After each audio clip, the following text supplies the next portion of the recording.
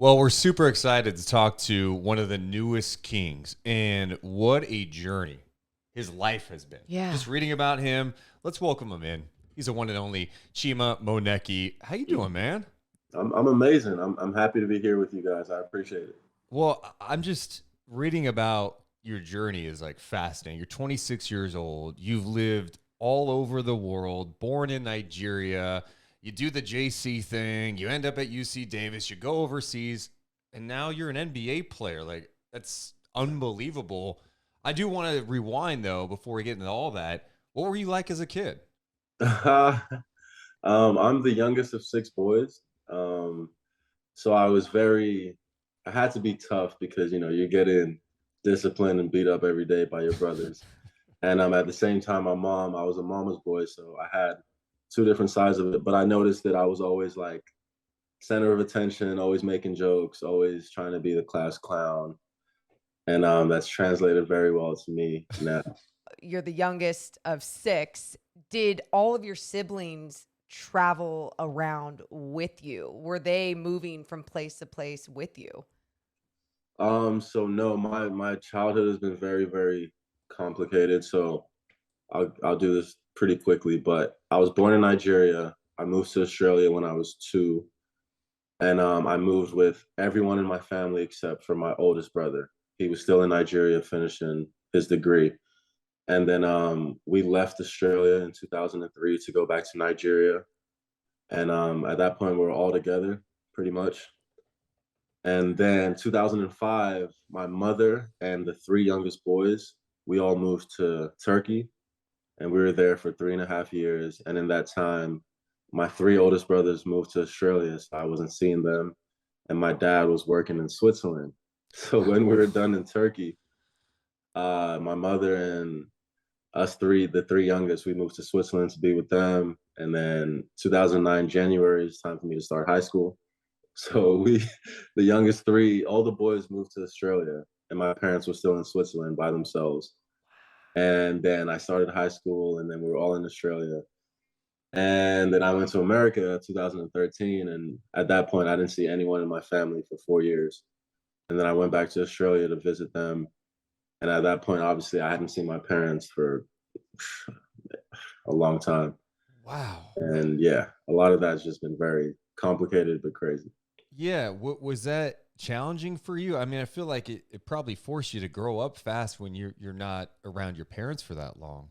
Yeah, that's how I look at it. I mean, when you're growing up, you think your childhood is what's normal, so you don't really compare it to anything else. You just think that, oh, this is my life, so it is what it is. But yeah, moving country to country, I thought that was normal. I thought that was what everyone else did, and I didn't really look at it any differently until I became a man. And actually, when I got to Nebraska for junior college, I'm telling people my story. Yeah, I've lived on 5 continents, blah, blah, blah. And then people are telling me they had never left the state of Nebraska. And I'm just like, Oh. no. And the more people I talked to, was just like, that was more common than what I went through. So I then realized, wow, okay, maybe I have something unique going on. And then just not seeing my parents, my dad for 13 years and my mom for 9 years is just outrageous. But yeah. It's unique, and I'm sure it's helped grow and develop you in so many different ways, just as a person, and has helped you in so many different ways. But the challenges do come along with that, because I'm sure, like, it sounds like you've been close with your family all your life. What about the challenges of trying to also play basketball and moving around, right? Like, it's always nice to have someone there to push you, to motivate you. Did you always get that from place to place that you'd move in your younger days? So obviously when I was younger and we were moving, basketball wasn't in the picture. It was just because of my parents' job. So when I started playing basketball was when I was 13 and I moved Wow. to Australia. So I'm a late bloomer. And when I started traveling to America, like I was just so locked in on wanting to play in the NBA someday that whatever challenges that I was going through, I felt like it was worth it for my end goal. And my end goal is finally here. 13 years after I started playing. But then again, I also feel like this is just the beginning in a sense because I don't want to just be a guy that just got to the NBA and disappeared. I belong here, so I'm gonna prove it. But yeah, it's been different. It's been a journey, and it's not been easy.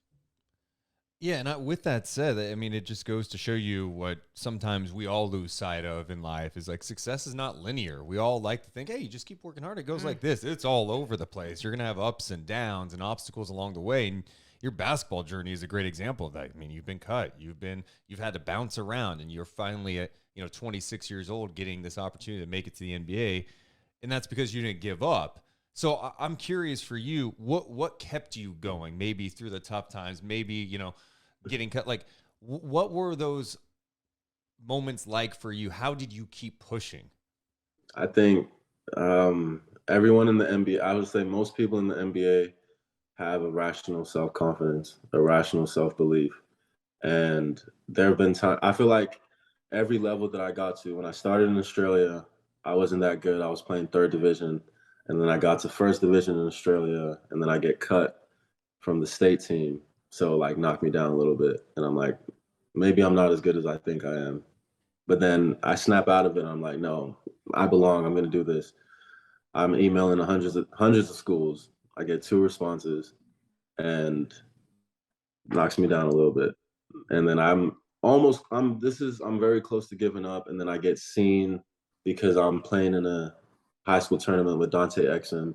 And the guy like sees that I have something. And he's like, yo, who is this guy? What is he doing? He gives me an opportunity out of nowhere. And I get to junior college. I'm not as good as I think I am because it's like my first experience in America. I start, killing. I start doing really well my sophomore year, especially. I get my I get offers, but no high major offers, just mid major offers. I get to UC Davis. I think I'm going to play straight away. I redshirt, knocks me down a little bit. And then when I'm finally playing my redshirt junior year, I'm not starting. I didn't start the first 3 games and knocks me down a little bit. All of that, I end up playing well, and then I finish my senior year, and I think I should be getting a better contract than I got, but I'm going second division, knocks me down a little bit. And I get there, and then I find out my coach hasn't even watched me play. Mm. I get cut after 3 games, knocks me down the most. And I have to practice with a team that doesn't want me for 6 weeks, finding a new job. And then throughout all of that, I ultimately believed in myself. And I knew my journey would be just that, my journey. So I couldn't ever stop. Man, the mental toughness, though. I mean, and I think Yeah. that's we talk so much with about athletes and what they're able to do with the physical gifts and what they've done to work on games, but it's like the mental part of this is so important. And I'm curious, like, how much do you think maybe your childhood shaped that for you? That bouncing around, being away from your family at times. Do you think that maybe made things easier for you to handle these moments? Yeah, 1,000%. I know so many guys that are, so many Americans, especially that are really good basketball players, and they're, fringe NBA guys like myself, and they just can't do Europe because it's another language, it's a different culture, and they just struggle. They get over there and they're not themselves, they're not happy, and then, they leave and they leave a good opportunity. For me, I'm making not that much money my first year, but because I had experienced all these cultures, it wasn't even like I didn't feel like I was going overseas. I felt like I was just going to another country. And my mentality, because of my childhood, definitely helped, and it helped me persevere because I don't know what I would be. I don't know what I would have gone through if I didn't have my childhood. So last year, what was it like for you to win the MVP in the league you were playing in? I mean, that must have been a really gratifying experience based on everything that you went through. Yeah, outrageous. Yeah, it gets me emotional thinking about that because just the European basketball is very difficult, and there's a lot of politics in everything, but it's just where I was last season. So and where I ended up, a couple months ago winning MVP is just no one would have expected that. No one would have given me no one would have just given me a second thought of doing that. And the fact that everything came together, being on the perfect team with my perfect teammates, and we had a great year. We overachieved in a lot of people's eyes because the start of the season, no one really cared about us, thought we would do anything special. So yeah, it was just an amazing feeling, and just to get some recognition at that level, it was just amazing. So you got recognized, and we talk about how you've grown mentally, how you've grown on the floor, but where would you say that you've matured most with your game? I feel like I know how to use my emotions very well. I'm an emotional type of player. Energy. I'm a dog. I'm tough. But like a lot of times growing up, I always felt like everyone was against me, even though a lot of people were and a lot of people didn't believe in me. I just let it affect my game too much, and sometimes, I couldn't control it. I would dunk the ball and I would get a technical foul that I didn't need to get because I was just like angry and stuff like that. Now, like I'm definitely a trash talker. Like I will always be that emotional guy, but like now I know how to control it to help the team, and that's what I'm proud of the most. Well, so what makes a great trash talker? Understanding that you don't cross a certain line because it's Yes. respect at the end of the day.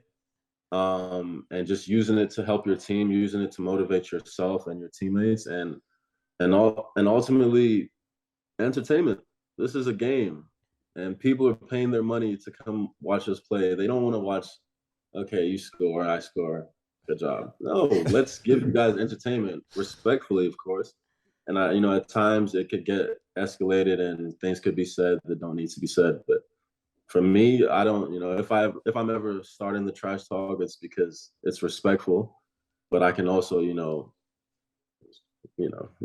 It's a unique skill set. It really is because I just, there's so many people and players out there that can't control their emotions when it does come to the trash talking and if the trash talking gets thrown back, and also doing it in this constructive manner. Maybe baiting someone a little bit. Right. Draymond's like a master of baiting guys. Exactly, where it can actually be beneficial Yeah. not only to your game but to your team. You also mentioned, you have that dog in you.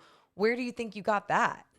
My life, just not getting anything, not being believed in like that, having to work for everything harder than most people. Just I've always been an underdog. I've always played on teams that weren't supposed to make the playoffs or weren't supposed to be good, and then we always overachieve. Literally everywhere I've gone, that's been the case. Whether it took a year or it took 2 seasons to happen, it always happened. So for me, just relating to that, and I feel like the Kings are in a similar situation because they haven't made the playoffs in so long. But I like what we're doing, and we got guys that are similar to me, mentality wise, and I'm excited for it. But yes, I'm just a dog because I need to be. If I'm not a dog, if I don't believe in myself, then I wouldn't have been here in this moment. You mentioned you didn't start playing until you were 13. Like what got you into the game? Like, do you remember the first time you had a ball in your hand? Like, what attracted you to the game of basketball? Because I know, Uh, like in Nigeria, soccer is huge, right? Like that's yeah, the big sport. that's what I was playing. I wanted to be a soccer player. I mean, if I didn't hit 6 foot, I know I would be playing soccer right now. But when I moved back to Australia, I was maybe 6'1", 6'2", and my friend group at the time, they thought I played basketball. I always talked about it because I'm a big LeBron fan, and he's the reason why I started watching. But I never played because soccer was my first love. So when I got to Australia in 2009, my friends asked me what basketball team I played for, and I'm like, I don't really play. And they were just so confused by it, and they convinced me to do it. And I started, and I wasn't that good. And but I just remember having like really good instincts to like get a rebound and to block a shot. I was always good at that. And yeah, it just took some time, and I was still back and forth for my first year and a half if I wanted to play basketball or play soccer. But when I got cut in 2011 in my under 18s state team, that was when I was like, okay, all right, this is what I'm gonna do. Mm. So before we get to the Kings part of your journey, I want to ask about your relationship with Gabe Vincent. I was wondering when you guys actually became friends, because he was obviously the one I read that connected you ultimately with Mike Brown. But how did you build this relationship with Gabe Vincent? He, Stockton native. He was here with Stockton Kings and now with the Miami Heat. Yeah, Santa Barbara versus Davis. We're in the same conference. Mm. And we actually have a trash talking story that started us off. And yeah, just that's my guy. Ever since then, we were playing against each other. I think it was the 2016-2017 season, my redshirt junior year. And, this was a guy that you put his name on YouTube, and he had like some like serious high school mixtapes. And for me, in Australia, I was watching all these guys. Like my videos were getting 100 views, and I'm seeing these high school kids that are the same age as me getting hundreds of thousands of views, and I'm looking at them like they're, something else. So when I was playing against him, like I had like some, anger towards him for just because he had recognition, and that's just the type of guy I am. So we were beating them, we were blowing them out, and I said something to him at the free throw line, and he said, "Hey, bro, I don't know. You stick to your own." I'm like, "Yeah, you will know me very soon." And I promise you, it was like maybe a possession later, not a, I don't know what it was, but later in that game, he tried to dunk on me, and I blocked it.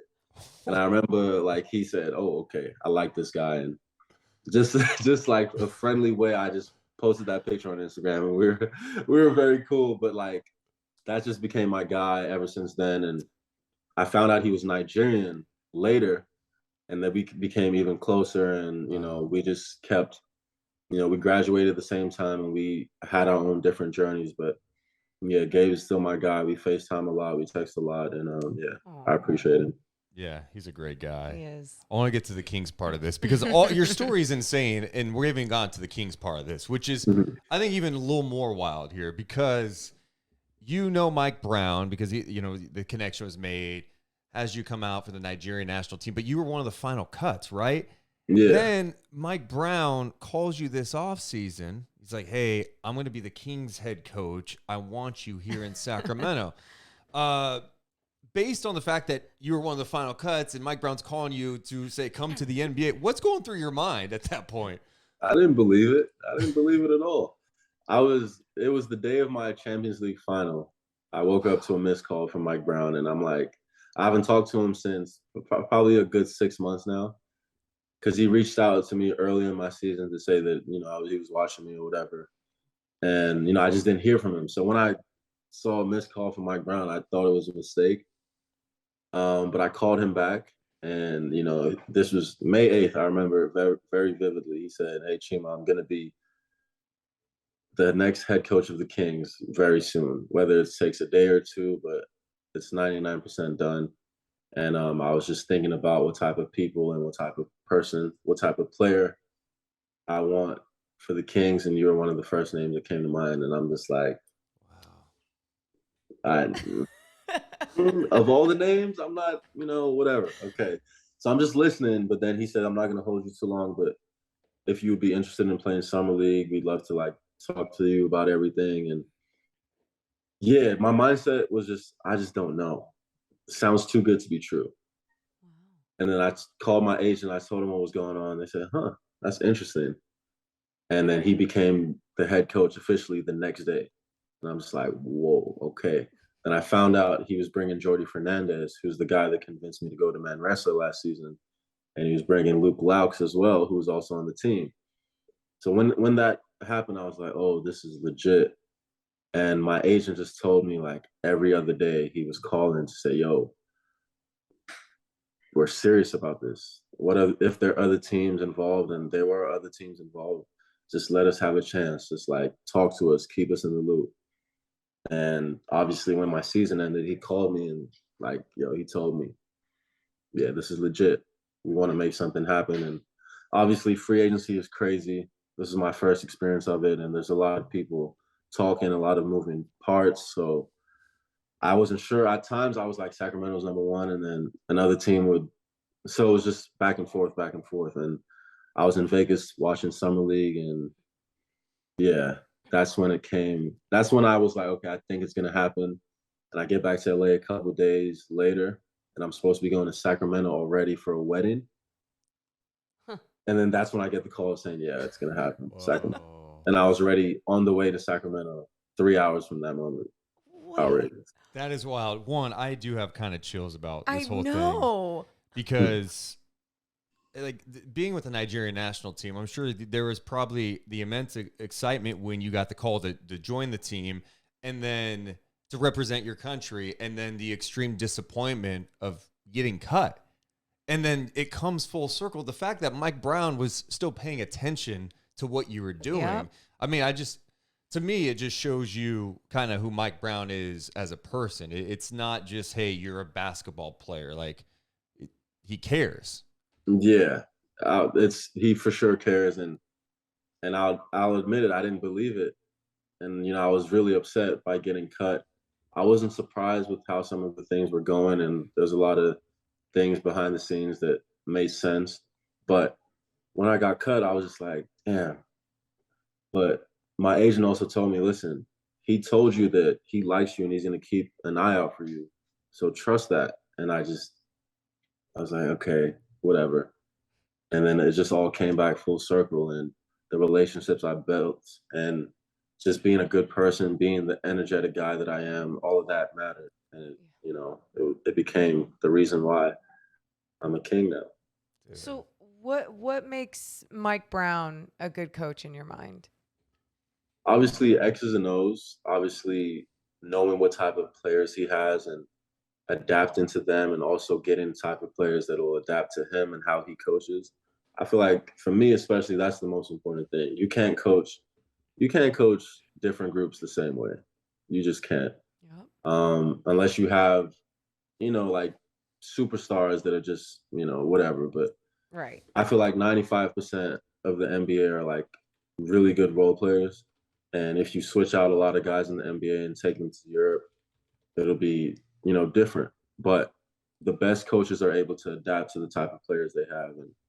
And I feel like he's one of them. What was that experience like in that exhibition against Team USA? Like, you're going up against, I mean, the heavy hitters. It's not, I mean, you got Kevin Durant out there. You got Tatum. I mean, it's stacked. Dame Lillard. And you guys win. Like, I know it's an exhibition, but like, what was that like? Crazy. Yeah, just going out there and just seeing it, and just obviously at the time I work out with NBA guys every summer, but it's different when there's, the bright lights and your cameras and everything. And when you're playing for your country, it's no matter if it's an exhibition or not, it just hits you different. So, I remember walking out, and KD and Dame were two of the people that were shooting at the time, and I'm just like, oh, okay, yeah, this is real. And the game, it was just a close game throughout. We were losing. It was like an 8-point game, 10-point game. And then in my when I came in the fourth quarter, that's when the game started to change. And like I was a part of the team that like took the lead, and it was just crazy. I was just there playing defense and playing hard, and I was making people miss shots, and it was just like, yo, we gonna win this game? I'm looking at the time like, yo, there's 4 minutes left. Why is that so long? I wish it was 30 seconds left. Yes.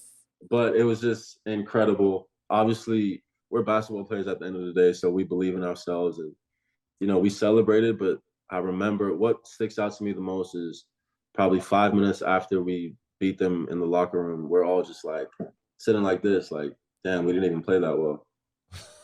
Wow. You Yeah, still got it done. and we got it done. Jordy and Luke were on that staff, right? So Yeah. like, I know fans are always curious to get to know some of these coaches behind the scenes, and we mentioned Mike Brown a little bit. Like, give us some insight on Jordy and Luke and what they mean as pieces on this coaching staff. Great people, great communicators. I remember Jordy, he was speaking at the morning practice that we had, and after like he broke down the huddle, just the way he spoke and how like confident and genuine is how you feel when he talks. I told him like, yo, I don't know anything about you yet, but I'm gonna be picking your brain while I'm here. And he said, I welcome it. That's what I love.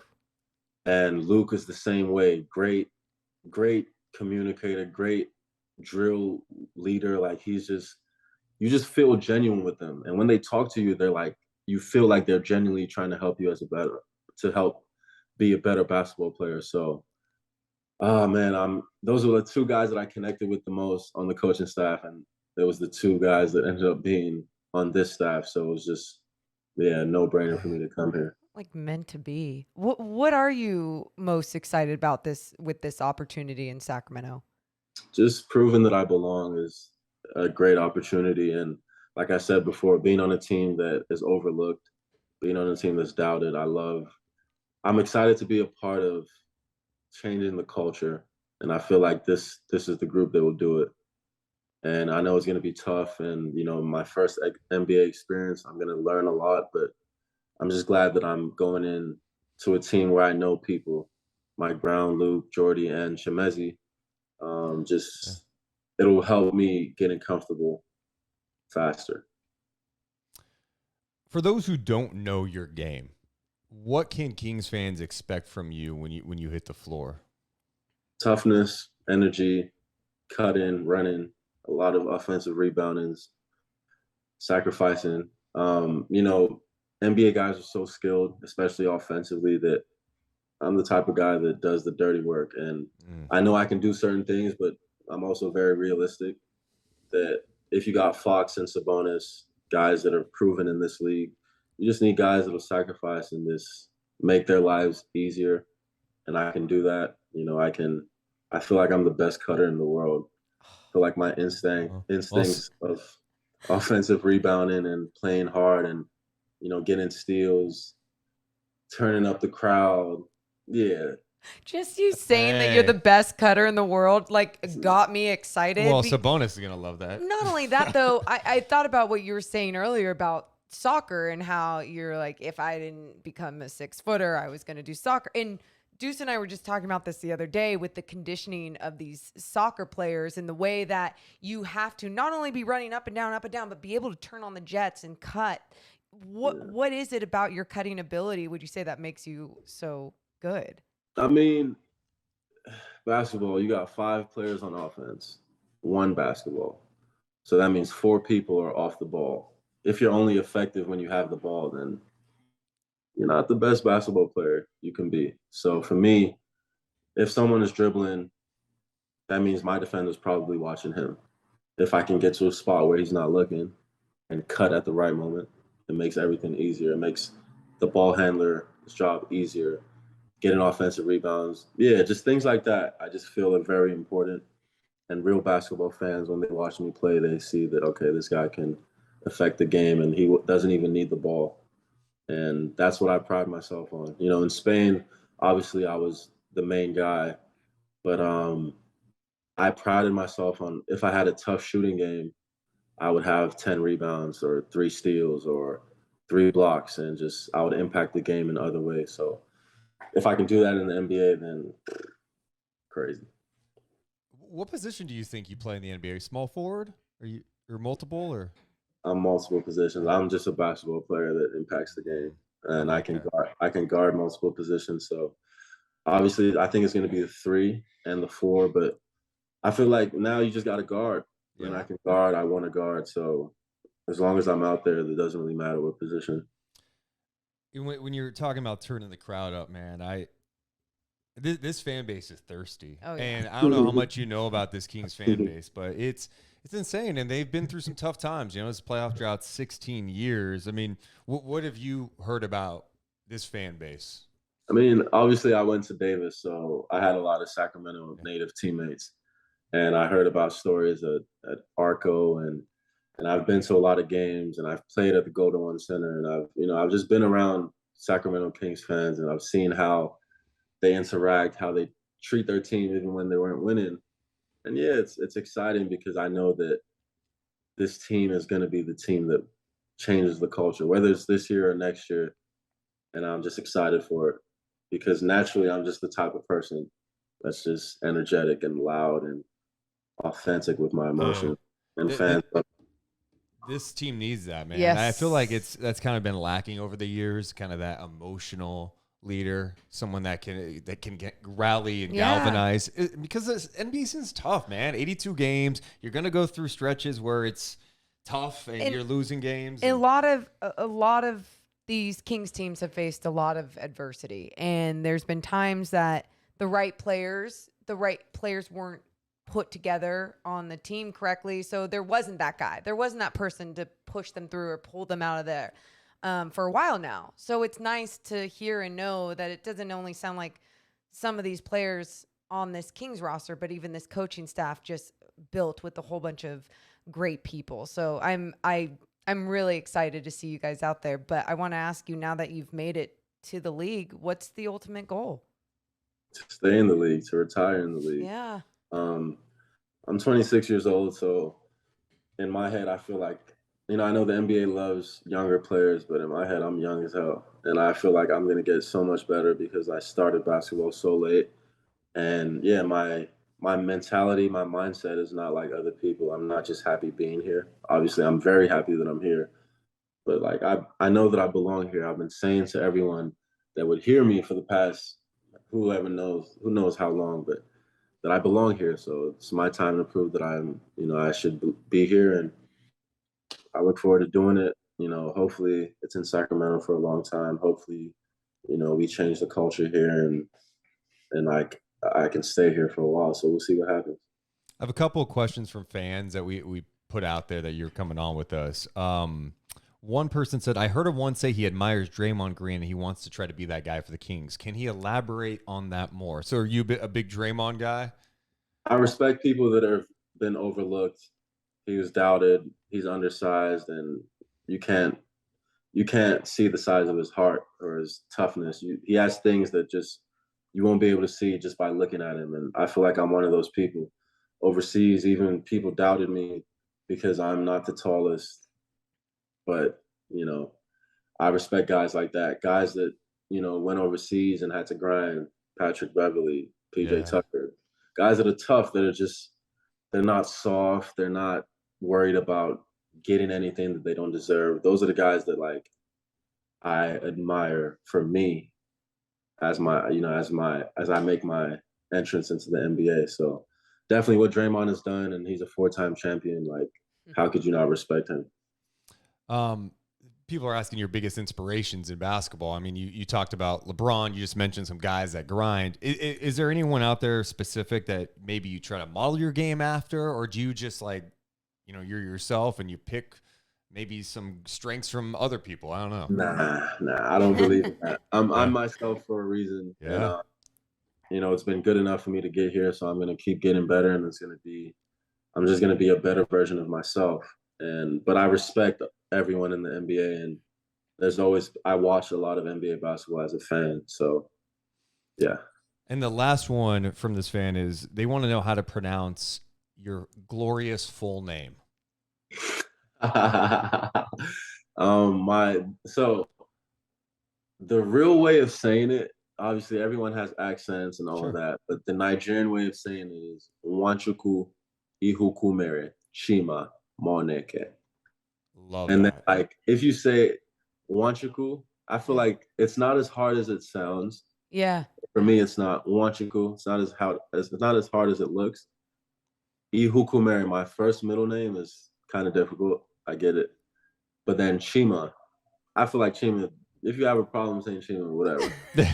And then with my last name, Moneke is the real way to say it. Moneke. But I accept Moneke. Okay. Okay. Yeah. Okay. Yeah. Wow. Okay. I'm going to have to practice. The Oh, full yeah. thing. I'm not going to try to. I believe in you, Deuce. I believe in you. I appreciate that. Is there a meaning behind it? Yeah, they're all, our Igbo names are very religious. Yeah. And they all have, religious meanings. Very cool. Very cool. Well, hey, I can't thank you enough for taking some time to talk about your journey. I know Kings fans have been like seeing your highlights and they're like, oh my God, this guy brings the energy. They're They're excited. really excited about this. And I think they're excited to see you on the court, but I think they're going to be even more excited after they hear this conversation. So thank you so much, man. We appreciate it.